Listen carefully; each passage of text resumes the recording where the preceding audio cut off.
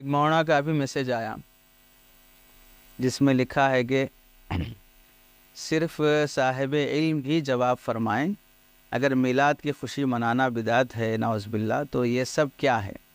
اب سب کیا ہے کہ آگے لکھے ہر سال غلاف کعبہ تبدیل کرنا، ہر سال کعبے پر قرآنی آیات تحریر کرنا، ہر سال غسل کعبہ کرنا، کل قرآنی صورتوں کو ایک جلد میں جمع کرنا، یعنی قرآن کو جو شکل دیا نا، نبی کے زمانے میں بتھرا ہوا تھا، قرآن پاک کی آیات پر زیر زبر پیش لگانا، قرآن پاک کو 30 پاروں میں تقسیم کرنا، دینی مدارس میں ختم بخاری شریف کرنا، ختم بخاری میں آخری حدیث کا درس دینا، ختم بخاری میں دوسرے مدرسے کے شیخ الحدیث کا درس حدیث دینا، تکمیل حفظ قرآن پر حفاظ اکرام کی دستار بندی کرنا، تکمیل بخاری شریف پر اسناد اور دستار بندی کرنا، درس بخاری و مسلم یا درس حدیث کی محافل منعقد کرنا، مدارس میں نصاب اور الگ الگ نصاب رکھنا، یوم صدیق اکبر منانا، یوم فاروق اعظم منانا، یوم معاویہ منانا، یوم صحابہ منانا، مدارس کا یوم تاسیس منانا، اسلامی ممالک میں نیشنل ڈے منانا اور جھنڈیاں لگانا، شادی کے موقع پر کھانا کھلانا، پیٹ بھر کر کھانا کھانا، کیا یہ سب بھی بدعات ہیں؟ اگر ہاں تو حق بات یہ ہے کہ اس پر بھی سوال کیا جائے کہ ایک حدیث بتا دو۔ سمجھ؟ اب یہ اعتراض بھیج کر ایسا سمجھتے ہیں کہ بہت بڑا تیر مار لیا ہم نے، بولے بہت بڑا اعتراض کر دیا۔ اب اس میں جو بنیادی بات ہے، اگر خوشی منانا، میلاد کی خوشی منانا بدعت ہے، خوشی منانا یہ جو لفظ ہے یہ ایک طرف، اور دوسرے جتنے 10-20 سوالات کریں وہ دوسری طرف، خوشی منانے کا طریقہ، اور ادھر یہ جتنے بھی کام کر رہے ہیں، غلاف کعبہ تبدیل کرنا، آیتیں لکھنا، اور پھر غسل کعبہ کرنا، قرآن مجید کی صورتوں کو جمع کرنا، یہ سب دوسری طرف۔ دونوں کا طریقہ کار کیا ہے؟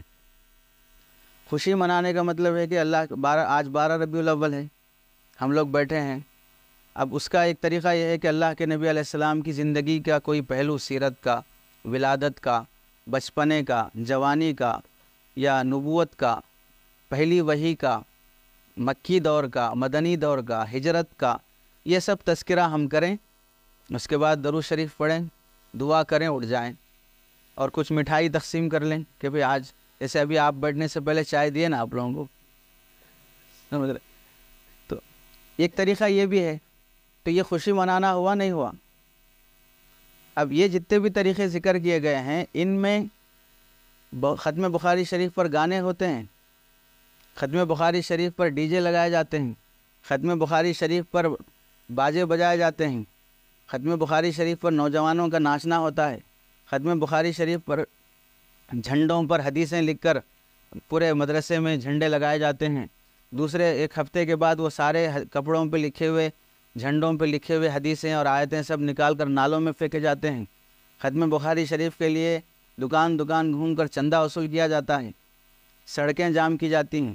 یہ جتنے کام ذکر کیے گئے ہیں، ان میں سے کون سا کام شریعت کے خلاف ہو رہا ہے؟ خوشی منانا ایک جملہ ہو گیا، خوشی منانے کا طریقہ کیا ہونا چاہیے؟ جیسے ختم بخاری شریف کرنا ایک بات ہوگی، ختم بخاری کیسے کرنا چاہیے؟ غسل کعبہ کرنا ایک بات ہوگی، کیسے دینا چاہیے؟ سمجھ رہے؟ یوم صدیق اکبر منانا، یعنی حضرت صدیق اکبر رضی اللہ تعالیٰ عنہ کی وفات کا دن منانا، مطلب کیا ہے؟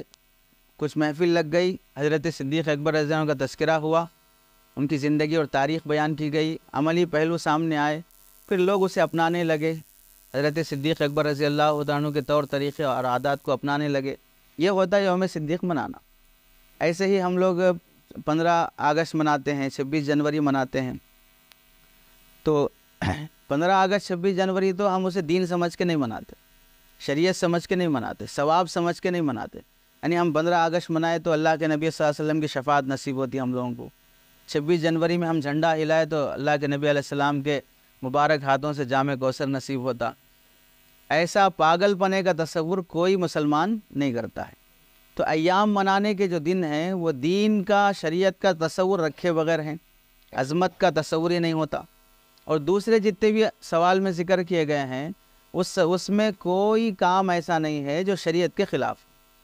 جیسے اب مدارس میں نصاب ہے، آپ لوگ جو قدوری پڑھتے ہیں اور دوسرا ہدایت النحو پڑھتے ہیں، شرح قطر الندی پڑھتے ہیں، تو یہ کتابیں جو پڑھ رہے ہیں، کتاب درس شروع ہونے سے پہلے ڈی جے لگائے جاتے ہیں، باجے بجائے جاتے ہیں، ناچنے والے آتے ہیں، یا استاد اور شاگرد دونوں کھڑے ہو کے پہلے ناچتے ہیں، اس کے بعد پھر سبق شروع ہوتا ہے.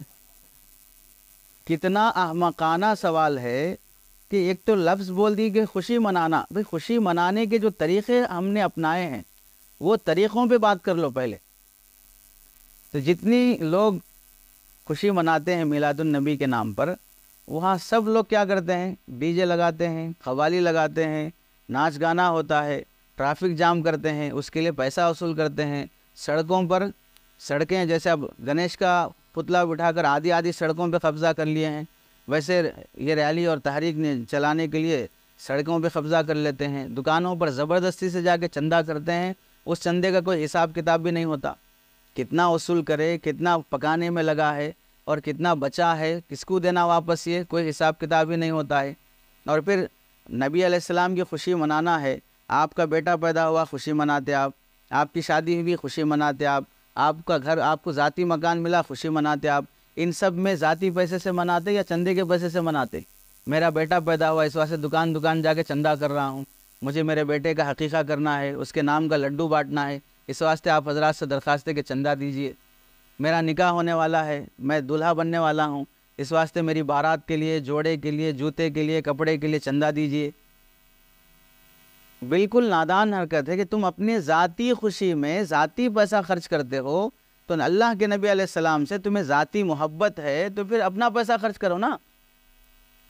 اس نام پہ چندہ کیوں کرتے ہو پھر؟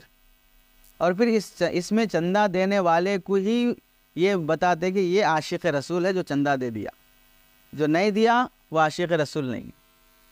یعنی اور وہ چندے کا پیسہ لے کے کھانا بنائیں گے اور اسے کھائیں گے. اور ایک شخص وہ ہے کہ پیسہ لے کے اپنا کسی بیوہ اور یتیم کو دے رہا ہے، اور سرکار دو عالم صلی اللہ علیہ وسلم اپنا پیسہ بیوہ پہ خرچ کرتے تھے، یتیم پہ خرچ کرتے تھے. وہ عین سنت ہوئی، وہ عاشق رسول نہیں ہوا. بیواؤں کی کفایت اللہ کے نبی کیے نہیں کیے؟ اپنے پیسے سے کیے. یتیموں کا سہارا بنے نہیں بنے؟ اپنے پیسے سے بنے. اب کوئی مسلمان یتیموں کا سہارا اپنے پیسے سے بن رہا ہے، کوئی مسلمان بیواؤں کا سہارا اپنے پیسے سے کر رہا ہے، وہ عاشق رسول نہیں ہوگا. لیکن میلاد کے موقع پر اگر وہ چندہ دے دے گا تو عاشق رسول ہوگا. ارے سمجھ رہے؟ طریقے پہ گفتگو ہونا چاہیے کہ آپ کس طریقے سے منا رہے ہیں. تو لوگوں کا کیا رہتا کہ اعتراض کر دو، چھوڑ دو، بس ختم. اس کا جواب کیا ہے، حقیقت کیا ہے؟ اب یہ تو صاف نص ہے نا، گانے میوزک پر صاف نص ہے کہ میں مزامیر بوئست لکسر المزامیر، ناچ گانے کے جو آلات ہیں بینڈ باجے کے، اسے توڑنے کے لیے ہی اللہ نے مجھے بھیجا ہے. اور گانے سننے پر کتنی وعیدیں ہیں، میوزک پر کتنی وعیدیں ہیں. تو یہ سب چیزیں صاف حدیث سے منع ہے اور ناجائز ہیں. اب اگر کوئی شخص بخاری شریف لے کر بیٹھ کر پڑھ رہا ہے، اس پہ مطالبہ کریں گے کہ بھئی آپ حدیث پیش کرو کہ بخاری پڑھنا حدیث میں کہاں ہے. تو پھر یہ بھی اعتراض ہو سکتا نا کہ بھئی آپ جو ہم سے یہ سوال کر رہے ہیں کہ بخاری شریف پڑھنا حدیث میں کہاں ہے بول کے بتاؤ، یہ اعتراض کرنا بول کے حدیث میں کہاں ہے بتاؤ. اعتراض کرنا بھی تو ایک عمل ہوا نا. تو یہ بھی تو حدیث سے پیش کرو کہ آپ کو یہ اعتراض کرنے کا حق کہاں سے حاصل ہوا کہ میں بخاری شریف پڑھوں تو حدیث پیش کروں. یہ اعتراض کرنے کا آپ کو حق کہاں سے حاصل ہوا؟ تو حدیث پیش کیجیے آپ پھر. تو یہ حولے قسم کے، نادان قسم کے سوالات ہوتے ہیں جسے لوگ یہ سمجھتے ہیں کہ ہم علمی معیار کے سوالات کر رہے ہیں. جس عمل پر نص ثابت ہے کہ یہ حرام کام ہے، ناچنا کون سے مسلک میں حلال ہے؟ کون سی حدیث سے حلال ثابت کریں گے؟ میوزک کون سے حدیث سے حلال ثابت کریں گے؟ سڑکوں میں جام ہو کر تکلیف پہنچانا کون سے حدیث سے ثابت کریں گے؟ جھنڈوں پر لا الہ الا اللہ محمد رسول اللہ لکھ کر چند دنوں کے بعد وہ نالیوں میں گر جاتے ہیں. یقینی بات ہے، آپ نہیں ڈالتے ہوں گے لیکن یقینی بات ہے کہ وہ جھنڈے سڑکوں، کچرا کنڈی، نالی میں گرتے ہی گرتے ہیں. پھر بھی آپ پابندی سے اسے لگاتے ہیں اور اس کے بعد چلے جاتے. جس طرح اہتمام سے آ کے چڑھ کے لگاتے, اسی اہتمام سے آگے چڑھ کے نکال کے لے جا کے رکھ لیتے, نہیں کرتے ہیں. تو یہ سب چیزیں حرام ہونا نص سے معلوم ہو رہا ہے. پھر آپ یہ چیز سمجھ میں نہیں آ رہی کہ خوشی منانا کہاں بدعت ہے ثابت کیجیے. ہم بھی خوشی مناتے ہیں. کون سا دیوبندی خوشی نہیں مناتا اللہ کے نبی علیہ السلام کی ولادت پر؟ ہر مسلمان کو خوشی ہوتی ہے اللہ کے نبی علیہ السلام کے دنیا میں تشریف لانے سے ہی تو ہم مسلمان ہیں. ہم محمدی اور امتی جو کہلاتے ہیں نبی کے صدقے سے ہی کہلاتے ہیں. اور ہمیں کتنی گھٹیا حرکت ہوگی کہ ہمیں اپنے بیٹے کی پیدائش پر خوشی ہو اور سرکار دو عالم صلی اللہ علیہ وسلم کی پیدائش پر خوشی نہ ہو. ایسے کیسے ہو سکتا؟ ہر مسلمان جس کے اندر ذرہ برابر کا بھی ایمان ہے اسے خوشی ہوتی ہے. لیکن ہم یہ کہتے ہیں کہ خوشی منانے کا طریقہ جو اپنایا جا رہا ہے وہ طریقے پر گفتگو کیجئے کہ طریقہ حدیث سے ثابت ہے یا نہیں ہے. یہ طریقہ ہم یہ بول رہے ہیں کہ یہ طریقہ نص سے حدیث سے حرام اور ناجائز ہے. کیا طریقہ ابھی جیسے بتایا بھائی, ڈی جے لگانا, قوالی گانا, میوزک کرنا اور جھنڈیوں پر کلمات لکھ کر اسے ضائع کرنا. اب قرآن مجید ہے, قرآن مجید کی صورتوں کو جمع کرنا کہاں سے ثابت ہے؟ سوال ہوا نا. اب یہ قرآن مجید جو صورتیں جمع ہوئی ہیں اور اس سے حافظ قرآن بن رہے ہیں. قرآن کتنا بھی پرانا ہو جائے, حافظ صاحب قرآن پرانا ہو جانے کے بعد اسے لپیٹ کے لے آ کے کچرا کنڈی میں نعوذ باللہ پھینک دیتے ہیں. تو ہم یہ سوال کریں, قرآن جمانے کپڑوں پر لا الہ, جیسے اب وہ کعبے کے غلاف پر قرآنی آیات لکھنا, قرآنی آیات لکھنے کے بعد جب پھر وہ غلاف کعبہ اتارا جاتا ہے تو کیا لے آ کے کچرا کنڈی میں پھینک دیتے ہیں غلاف کعبہ, جیسے یہاں پر میلاد کے جھنڈوں کو لے آ کے پھینک دیتے ہیں. وہ نہیں پھینکتے, لیکن جو بلدیہ والے آتے ہیں وہ پھینکتے ہیں. ان کو کیا مطلب ہے اس سے؟ اس پر کیا لکھا ہوا ہے؟ جہاں ہم ایک طرف یہ بولتے ہیں کہ بھئی فلاں دشمن ساکس پر اللہ کے نبی کا نام یا قرآنی آیات لکھ رہا ہے, جوتوں پر قرآنی آیات یا اللہ کا نام لکھ رہا ہے, حتیٰ کہ انر پر اندر پہنے جانے والے کپڑوں پر قرآنی آیات لکھے جا رہے ہیں. واش روم کعبے اور حرمین کی غلا کعبۃ اللہ کے اور مسجد نبوی کی شکل میں واش روم بنایا جا رہا ہے.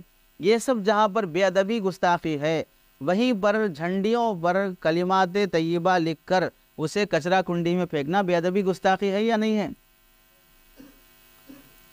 تو خوشی منانے کا جو ٹائٹل ہے یہ ہے کلمت حقٍ, خوشی منانا بالکل صحیح بات ہے. لیکن جو طریقہ ہے ارید بہ الباطل, اسے عربی مسل میں کہا جاتا ہے کلمت حقٍ ارید بہ الباطل. حق بات ہے لیکن مراد کیا لیا جا رہا ہے؟